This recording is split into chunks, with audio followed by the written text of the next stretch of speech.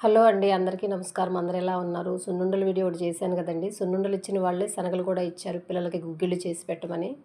అయితే నేను తోటకూర శనగలు, చనా మసాలా వండుదాం అనుకున్నాను. కానీ మా పిల్లలు గుగ్గిళ్ళే చేయమన్నారు. అయితే ఇవి 3 గంటలు నానబెట్టి సింపుల్‌గా తాలింపేసాను. చాలామంది ఇందులో ఇంగువ, కొత్తిమీర, పుదీనా ఎక్కువ ఎక్కువ ఉల్లిపాయలు, టమోటాలు ఏసి అలా చేస్తారు. నేను అలా చేయలేదు. సింపుల్‌గానే చేశాను. ఈరోజు స్నాక్స్ అయితే ఇది. మా చిన్నతనంలో స్నాక్స్ అంటే ఏమి ఉండేవి కాదు.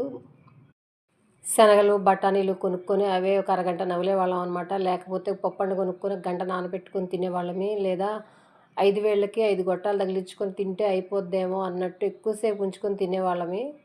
అవే మాకు స్నాక్స్ అనమాట. ఏదేమైనా ఆ రోజులే బాగున్నాయి. ఇప్పటి పిల్లలకి అవేమీ తెలీదనమాట.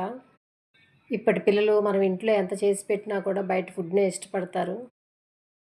ఇవి రెడీ అయిపోయినియి. తాలింపులో ఏసిన తర్వాత ఈ తడంతా ఆరిపోయే వరకు ఒకసారి ఫ్రై చేసుకొని కొత్తిమీర జల్లేసుకొని తీసేసుకోవటమే. గుగ్గిళ్ళు రెడీ అయిపోయినాయండి.